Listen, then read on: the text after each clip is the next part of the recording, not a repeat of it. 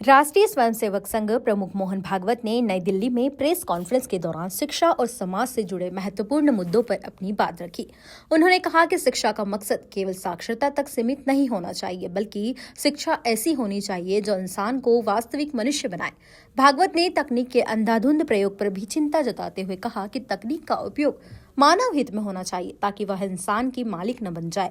उन्होंने यह भी स्पष्ट किया कि आरएसएस और भाजपा के बीच किसी प्रकार का मतभेद नहीं है। भागवत ने कहा कि सरकारों के साथ हमारा अच्छा रिश्ता है, लेकिन कुछ व्यवस्थाएं औपनिवेशिक ढांचे पर आधारित होने के कारण बाधाएं उत्पन्न करती है। अब समय है कि उन व्यवस्थाओं में नवाचार किया जाए। संघ प्रमुख ने बच्चों की शिक्षा में परंपरा, इतिहास और मूल्यों पर आधारित पाठ्यक्रम की आवश्यकता पर जोर दिया। उन्होंने कहा कि इतिहास की सही जानकारी से बच्चों में गौरव की भावना पैदा होगी और समाज का चरित्र निर्माण होगा।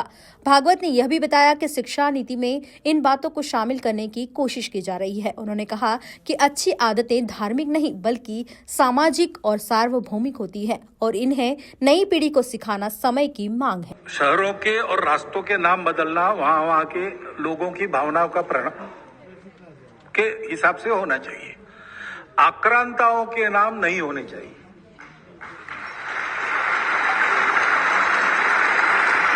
आप ये समझकर तालियां मत बजाओ कि मैंने मुसलमानों के नाम नहीं होने चाहिए ऐसा कहा है। ऐसा नहीं कहा है मैंने। आक्रांताओं के मत करो, लेकिन शहीद हवालदार अब्दुल हमीद नाम होना चाहिए। डॉक्टर अब्दुल कलाम नाम होना चाहिए। ये प्रश्न किसका क्या रिलीजन है इसका नहीं है, कौन देशभक्त है कौन नहीं है उसका है। हमको प्रेरणा किससे मिलती है? जितनी राम प्रसाद बिस्मिल से मिलती है उतनी अशफाक उल्लाह खान से भी मिलती है, मिलनी चाहिए। क्योंकि पूजा पद्धति, खान पान, रीति रिवाज के भेद ये हमारी संस्कृति में भेद के नाते नहीं स्वीकार करते। वो विशिष्टताएं है, ये मान्य किया जाता है, इसलिए उसका सम्मान भी किया जाता है, उसका स्वीकार भी किया जाता है। परंतु देश के नाते हम एक है, समाज के नाते हम एक है। तो झगड़े जो हुए ऐतिहासिक पृष्ठभूमि के कारण धीरे धीरे इनको समाप्त करना पड़ेगा। इंग्लिश एक भाषा है, भाषा सीखने में क्या दिक्कत है? हमारे घर में हमारा 3 पीढ़ी से संघ का घर है और इन संस्कारों की वगैरह कोई कमी हमारे घर में नहीं है। मैं 8वीं के क्लास में था तब पिताजी ने मुझे ऑलिवर ट्विस्ट पढ़ाया, प्रिजनर ऑफ झेंडा पढ़ाया, अनेक इंग्लिश नॉवेल्स में पढ़ चुका हूं। इससे मेरे हिंदुत्व प्रेम में रत्ती भर भी अंतर नहीं आया, नहीं आता है। एक भाषा के नाते जो कथा वस्तु है उससे बोध लेने के नाते हम पढ़ते हैं तो उसका दुष्परिणाम नहीं होता। उन्होंने बताया मैं तो जानवरों का डॉक्टर हूं, उधर ये विषय ही नहीं है। तो मनुष्यों के डॉक्टर मुझे ये बताते हैं। फिर अपने देश की पॉलिसी है, पॉपुलेशन पॉलिसी, वो 2.1 रिकमेंड करती है।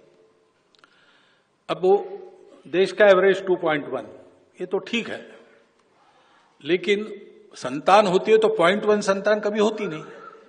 गणित में 2.1 का 2 होता है, लेकिन मनुष्य के जन्म में 2 के बाद 0.1 होता नहीं ना, 3 ही होता है, इसलिए 2.1 मीन्स 3।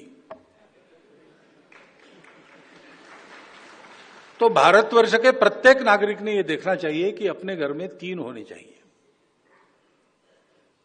ये देश की दृष्टि से कह रहा हूं। दूसरा, एक कंसर्न भी है, जनसंख्या एक एसेट है, बोझ भी हो सकता है। कल खिलाना पड़ेगा ना सबको, तो उसी के लिए पॉपुलेशन पॉलिसी रिकमेंड करती है। तो दोनों तरफ से जनसंख्या नियंत्रित रहे और जनसंख्या पर्याप्त रहे। तो 3 होने चाहिए, 3 से बहुत ज्यादा आगे बढ़ना नहीं चाहिए, उनकी परवरिश वगैरह ठीक होने की दृष्टि से।